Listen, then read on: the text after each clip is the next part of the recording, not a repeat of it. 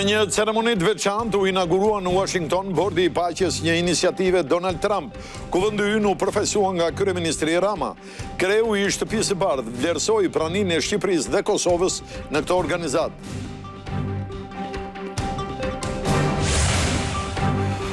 Në fjalën e tij të parë në bordin e paqes, kryeministri Edi Rama i kushtoi pjesën më të rëndësishme gjyqit ndaj shkrerëve të UÇK-s në Hag. Rama kërkoi ndihmën e presidentit Trump që të bëhet diçka para se gjërat të këqija të ndodhin. Nisma për ndalimin e pezullimit të zyrtarëve të lartë shkakton debatet forta në seancën e Kuvendit. PD akuzoi majorancën se po bëhet mbrojtje për korrupsionin, por socialistët thanë se ndryshimet garantojnë parimin e ndarjes së pushteteve. Draft raporti i raportuesit Parlamentit Evropian nënvizon se Shqipëria duhet të ruajë vrullin e reformave. Vetëm kështu theksohet në dokument vendet anëtare do të ratifikojnë traktatin e pranimit Shqipërisë në BE brenda kësaj dekade. Vonesat pa justifikuara për ligjin e basteve online. Në 2 vite që nga votimi i ligjit, Ministria e Financave ka miratuar vetëm 3 nga 11 aktet nënligjore dhe nuk je pa fat se kur do të miratoj aktet e tjera. Mungesa e ligjit favorizon aktivitetin e paligjshëm. 387 raste të abuzimit online me fëmijët janë evidentuar nga autoritetet gjatë vitit 2025, nga 147 raste që ishin 2024. Ekspertët thonë se prindërit duhet të jenë vigjilent dhe të instalojnë në mjetet e komunikimit online programe kontrolli. Pasi qëndroi 12 orë në polici për të marrë në pyetje, ish princi Andrew, vllai i mbretit Charles III të Britanisë së Madhe, u lirua mbrëmjen e sotme. Ai u mor në pyetje lidhur me abuzimet me detyrën pas përfshirjes në dosjen Epstein.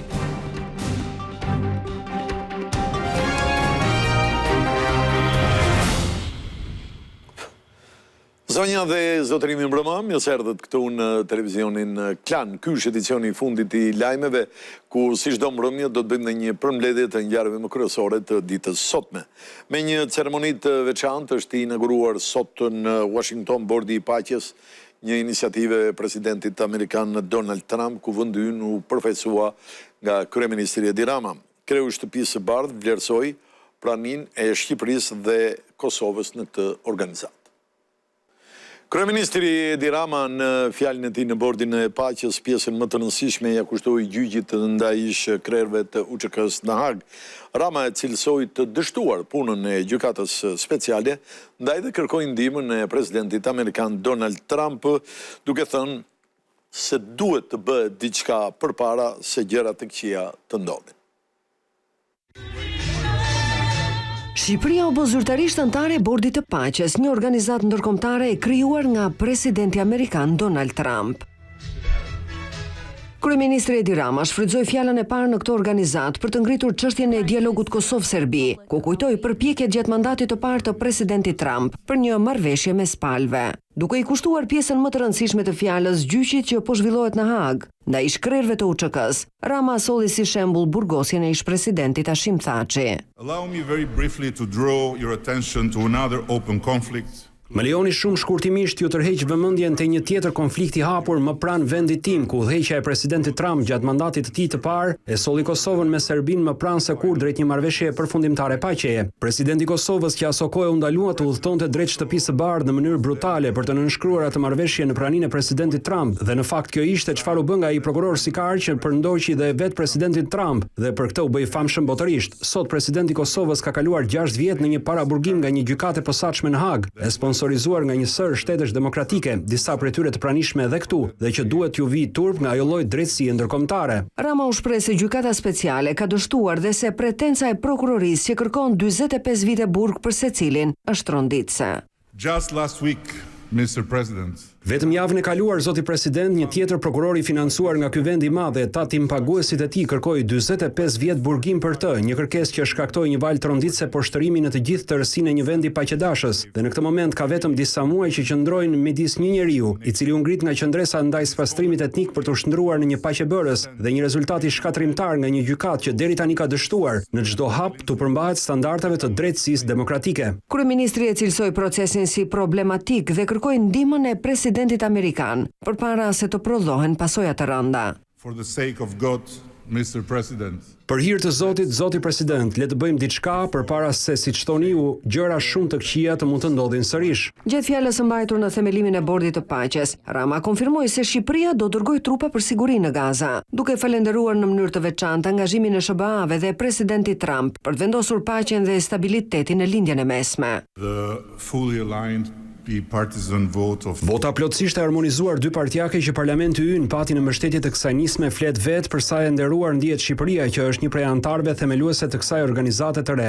Shumë thonë se Bordi i Paqes synon të zvendësoj Kombet e Bashkuara, por mua nuk më duket si një përpjekje për të zvendësuar OKB-n, por nëse ndihmon ta shkunda të gjigant në agoni dhe dash Zoti ta zgjoj, atëherë Zoti e bekoft Bordin e Paqes. Zoti President, ne përgëzojmë rolin tuaj vendimtar për të ndalur konfliktin pikëllues në Gazë dhe Shqipëria ka konfirmuar pjesëmarrjen e saj në forcën e stabilizimit me trupat e saj. Jo vetëm financiarisht, por kryeministri u shpreh i gatshëm që Shqipëria të kontribuojë edhe me ekspertizë konkrete sa i përket rindërtimit të Gazas përmes Bordit të Paqes. At the same time, Në të njëjtën kohë propozoj që ky bord të ftojë të gjitha vendet të kontribuojnë drejt për drejt me ndërtimin e një objekti publik të dedikuar për fëmijët palestinez. Duke bërë kështu, bota do të ndihmonte fëmijët e Gazës, që janë pengjet më të pafajshme të lunatizmit të Hamasit, të rriteshin me praninë fizike të vargut më të madh të duarve që ka shtrënguar bashkë njerëzimin ndonjëherë. Jo vetëm duke vendosur parat, por po kështu duke sjellë dhe arkitektët e tyre në mënyrë që bota të transformojë një plagë të historisë në një oazë shprese ku dëmshuria merr formë konkrete dhe ardhmja merr formë rreth atyre që meritojnë më shumë, brezi i ardhshëm i palestinezëve. Shqipëria do të ishte e privilegjuar të bëjë pjesë e këtij vargu. Kryeministri Rama tha se përfshirja e Shqipërisë në këtë nismë, duke qenë mik edhe me Izraelin, edhe me vendet arabe, do të jetë një vlerë e shtuar në këtë organizatë. Një kompleks ushtarak është planifikuar të ndërtohet brenda ripit të Gazës për të akomoduar paqëruajtësit ndërkombëtar. Detajet e reja kanë dalë nga kompleksi ushtarak që presidenti amerikan do të ndërtojë në Gaza si pjesë e planit të Bordit të Paqes. Baza ushtarake e forcës së stabilizimit ndërkombëtar, pjesë së cilës do të jetë edhe trupa shqiptare, do të jetë një kompleks prej rreth 350 hektarësh i planifikuar për forcën shumëkombëshe që do të vendoset gjatë muajve të ardhshëm. Kompleksi do të jetë i rrethuar nga 26 kulla vrojtimi të blinduara, të montuara në rimorkjo, një poligon armësh të vogla, bunker dhe një depo për pajisje ushtarake për operacione. E gjithë baza do të rrethohet me tela me gjemba. Fortifikimi është planifikuar për një shtrirje toke të sheshtë në Gazën jugore. Këshilli i sigurimit OKB-s autorizoi Bordin e Paqes që të krijojë një forcë të përkohshme ndërkombëtare të stabilizimit në Gaza. Sipas OKB-s, ajo do të ngarkohet me sigurimin e kufirit të Gazës dhe ruajtjen e paqes brenda zonës. Gjithashtu supozohet të mbrojtë civilët dhe të trajnojë dhe mbështes forcat policore palestineze të verifikuara. Nuk është e qartë se cilat do të jenë rregullat e angazhimit nëse do të ketë bombardime të përsëritura nga Izraeli apo sulme nga Hamasi. Përveç Shqipërisë, disa vende të tjera, përfshirë Indonezinë, Greqinë apo Kiprin, kanë deklaruar se do të dërgojnë trupa brenda kësaj force.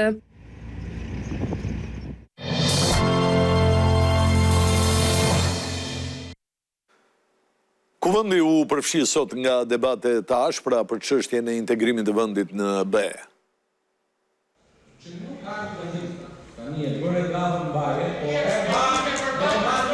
Nisi si diskutim parlamentar mbi projekt ligjin për shërbimin e jashtëm, por përfundoi si një debat mes shumicës dhe opozitës se kush e do dhe po e pengon integrimin evropian. Diplomati shqiptar duhet të jetë profesionist, por dhe i vetëdijshëm për peshën kombëtare të misionit të tij. Integrimi evropian i Shqipërisë nuk realizohet dot me ato që kryeministri i ka lënë si detyrë në mbledhje grupi, ku ke qenë dhe ti, që t'jenë lëkur këpuce për spakun.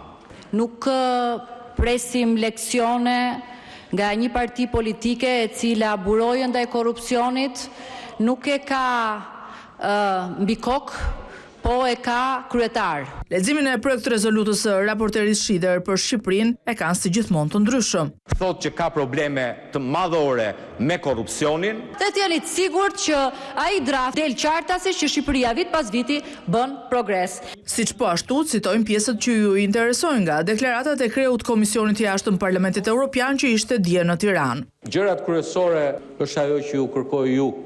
Protestat e dhunshme janë të pranueshme në linjë të plot në Sali Berishën. Është kërngritje paqësore? Nuk e takoj Sali Berishën. këta nuk i takojnë as vet alat e vet. Ata nuk vinë për parlamentin dhe të gjitha takimet i bën në selinë e parlamentit. Një tjetër çështje që solli debate mes shumicës dhe opozitës ishte edhe ajo për amendimin e propozuar nga socialistët për kodin e procedurës penale. Përmes një ligji keni vendosur të jepni mbrojtje politike kryeministit dhe ministrave. Është një nismë e cila garanton parimin themelor të ndarjes së pushteteve.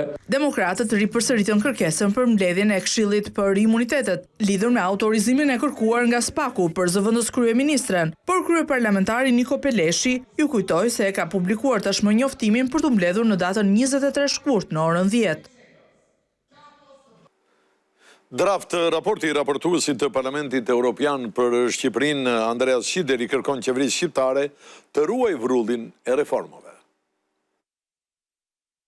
3 javë pasi erdhi në Tiranë për të parë personalisht punën që institucionet shqiptare po bëjnë për të arritur objektivin për përmbylljen e procesit teknik të negociatave brenda 2027-s, raportuesi Andreas Schieder ka gati rezolutën që do t'i paraqitet Parlamentit Evropian. Në këtë dokument, që hartohet bazuar mbi raportin e Komisionit Evropian, vlerësohet angazhimi i të gjitha forcave politike për integrimin, por rreshtohen edhe sfidat që kërkojnë adresim nga të gjitha pushtetet vendimarrëse. Gjatë këtij viti, si dhe vitin e ardhshëm, Shqipëria do të duhet të ruajë vrullin për të përmbushur qëllimin e saj për të qenë gati për pranimin në BE deri në fundin e vitit 2027. Kjo do t'u lejonte shteteve anëtare të vazhdojnë me ratifikimin e traktatit të pranimit që Shqipëria të hyjë në BE deri në fund të dekadës. Polarizimi politik dhe lufta pa kompromis ndaj korrupsionit janë to fjalshat që ripërsëriten në çdo dokument që hartohet në Bruksel për Shqipërinë, e që nuk mungojnë as në këtë rezolut që do t'ju lexohet europarlamentarëve të mërkurën e ardhshme. Shpreh shqetësim për polarizimin e vazhdueshëm dhe diskursin konfrontues politik, të cilat minojnë mbikëqyrjen parlamentare, besimin publik dhe funksionimin efektiv të institucioneve demokratike. Korrupsioni mbetet një shqetësim serioz dhe se pavarësisht progresit në kuadrin ligjor dhe institucional, Shqipëria duhet të konsolidojë më tej rezultatet konkrete në hetime, ndjekje penale dhe dënime përfundimtare, veçanërisht në rastet e korrupsionit në nivele të larta. Pavarësia e sistemit drejtësisë, por dhe transparenca e tij kërkohet me ngulm nga përfaqësuesi i Parlamentit Evropian. Bëjmë thirrje për forcimin e mëtejshëm të organeve të qeverisjes së sistemit gjyqësor, duke garantuar pavarësinë, transparencën dhe kapacitetin e tyre profesional. Reforma zgjedhore, sipas kësaj rezolute, duhet të miratohet me dakordsi dhe të adresohen rekomandimet e OSBE-Odirit. U bëjmë thirrje si shumicës ashtu edhe opozitës që të ndjekin në mënyrë konstruktive një reformë zgjedhore gjithëpërfshirëse dhe të zbatojnë plotësisht rekomandimet e mbetura të OSBE-Odir dhe të Komisionit të Venecias shumë përpara cikleve të ardhshme zgjedhore. Dokumenti i këtij viti i kushton vëmendje të veçantë reformave sociale-ekonomike dhe kërkohet që të përdoren mekanizmat që ju mundësojnë të gjitha shtresave në nevojë përfitime nga skemat sociale.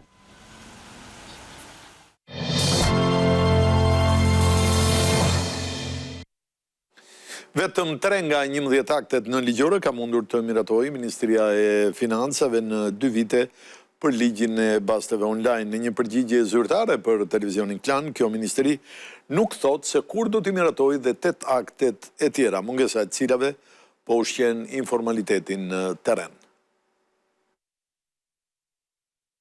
Zhdukja e fenomenit të basteve të palishme online dhe formalizimi i këtij tregu në Shqipëri do të kërkojë ende shumë kohë. Në 2 vjet Ministria e Financave ka miratuar vetëm 3 nga 11 aktet e nevojshme ligjore që e bëjnë të zbatueshëm ligjin që legalizon këtë aktivitet, ndërkohë që në një përgjigje zyrtare për televizionin Klan, ky dikaster nuk përcakton se kur do t'i miratojë 8 aktet e tjera, mungesa e të cilave po ushqen informalitetin në terren. Deri tani janë miratuar 3 akte në ligjore. Janë hartuar projekt vendimet, të cilat janë në proces konsultimi me Këshillin e Ministrave dhe institucionet përgjegjëse që kanë lidhje me zbatimin e këtij ligji. Pritet që procesi të përfundojë në një kohë sa më të shpejtë. Ky ngadalësim përtej çdo afati ligjor justifikohet nga Ministria e Financave me kompleksitetin e lartë teknik dhe nevojën për të harmonizuar sistemet me institucione si Akshi për platforma teknologjike dhe Autoritetin Kombëtar të Sigurisë Kibernetike. Megjithatë, kjo pritje që po zgjat prej 2 vitesh duke lënë tregu në informalitet të plot, po i shkakton buxhetit të shtetit humbje të mëdha, prej 100 milion eurosh taksa në çdo vit. Ekspertët përllogarisin gjithashtu se kompanitë e huaja që po e zhvillojnë aktualisht këtë aktivitet në mënyrë të palishme në vendin ton, po fitojnë mbi 500 milion euro në vit. Përballë këtyre humbjeve të mëdha financiare në vend të marrjes së përgjegjësisë për shkak se afati për miratimin e akteve në ligjore është shkelur me mbi 1 vit e gjysmë kohë, disa herë më e madhe se sa është nevojitur për të hartuar vetë ligjin, Ministria e Financave justifikohet tek mungesa e harmonizimit mes institucioneve, tek sistemet teknologjike apo koordinimin ndërkombëtar. Vonesa lidhet kryesisht me kompleksitetin e lartë teknik dhe institucional të akteve dhe nevojën për harmonizimin ndërinstitucional dhe për afrimin me praktikat e mira, të cilat kërkojnë cikle të zgjeruara konsultimesh dhe verifikimesh, duke qenë se shumica e akteve kërkojnë ngritjen e sistemeve teknologjike dhe konsultime bankën botërore. Por teksa Ministria e Financave nuk po arrin të kryej detyrën e saj sipas akteve të përcaktuara nga Parlamenti që kishte lënë ngushtin e vitit 2024 si kufi për miratimin e akteve nënligjore, në terren lulëzon informaliteti. Mungesa e operatorëve të licencuar nuk i ka ndaluar bazat online, por i ka zhvendosur ato në servera të huaj dhe në pika klandestine, ku shteti nuk ka asnjë kontroll mbi arkëtimet apo mbrojtjen e qytetarëve dhe nuk arkëton asnjë taks. Ekspertët thonë se aktualisht lojrat e fatit kontrollohen nga krimi organizuar, i cili me fitimet marramendëse që po merr nga ky aktivitet, po ndikon që miratimi i akteve nënligjore të zvarritet. Ministria e Financave nuk u është përgjigjur ende akuzave.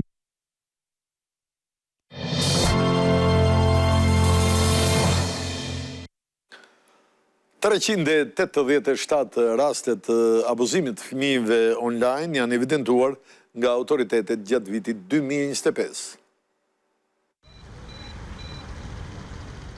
Abuzimi online me të miturit po përhapet gjithnjë dhe më shumë duke u kthyer në fenomen shqetësues. Sipas të dhënave nga Policia e Shtetit, gjatë vitit 2025 u evidentuan 387 raste të tilla, duke shënuar një rritje të ndjeshme nga viti 2024, ku u regjistruan 147 raste.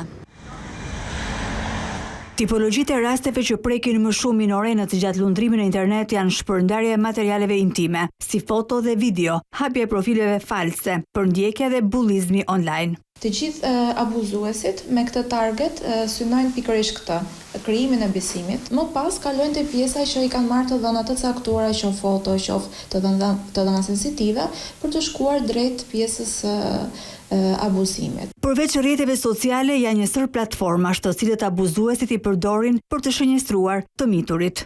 Mund të përmend pafund emra Roblox, Kitflix ishte njëra, e shumë Minecraft e me radhë. Në pamundësi për të larguar fëmijët nga kontakti me teknologjinë, ekspertja e sigurisë kibernetike Migena Buzra këshillon prindërit që të jenë vigjilent. Duhet të aktivizoj patjetër parental controlin, gjithashtu çdo platformë kanë live chatin. Mira është ta aktivizosh, sepse aty futen persona të cilët nuk janë të identifikuar dhe për këtë arsye është një nga rastet që mund të kthehet në abuzim. Rritja e rasteve të abuzimit online për ekspertët tregon nevojën emergjente të forcimit të masave parandaluese, ndërsa sfidë për autoritetet ligjzbatuese mbetet ende hezitimi për të denoncuar dhe edukimi digjital i prindërve.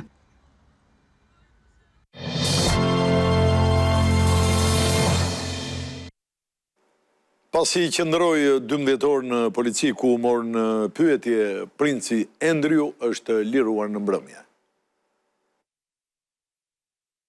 Ditëlindja e 66 që nisi në pranga për Andrew Mountbatten Windsor, vëllain e mbretit Charles III të Britanisë së Madhe, përfundoi mbrëmjen e kësaj të njëjteje me lirimin e tij nga burgu. Pas 12 orësh marrje në pyetje nga detektivët e policisë, ish princi i Britanisë së Madhe u pa duke lënë stacionin policor dukshëm i tronditur. Policia konfirmoi lirimin, por njoftoi se mbetet në hetim për akuzën e rëndë të shpërdorimit të detyrës zyrtare. Arrestimi, një ngjarje pa precedent në historinë moderne mbretërore, u krye pas dyshimeve se Andrew i ka dërguar dokumente konfidenciale të qeverisë britanike abuzuesit seksual Jeffrey Epstein. Bëhet fjalë për raporte sekrete mbi vizitat zyrtare në Vietnam dhe Singapur, të cilat Andrew i ka poseduar gjatë kohës që shërbente si i dërguar tregtar i Mbretërisë së Bashkuar. Ndërkohë policia po verifikon edhe akuzat e reja se Epstein trafikoi një grua në banesën e tij në Windsor në vitin 2010. Reagimi i pallatit mbretëror ishte i prerë. Mbreti Charles III përmes një deklarate zyrtare u shpreh shqetësuar, por dha mbështetjen e tij të plotë për autoritetet, duke kërkuar që ligji të bëjë punën e vet. Andrew, i zhveshur tashmë nga detyrat mbretërore, i mohon shkeljet, por tashmë rrezikon deri burgim të përjetshëm nëse shpallet fajtor nga gjykata e Kurorës për shpërdorim detyre.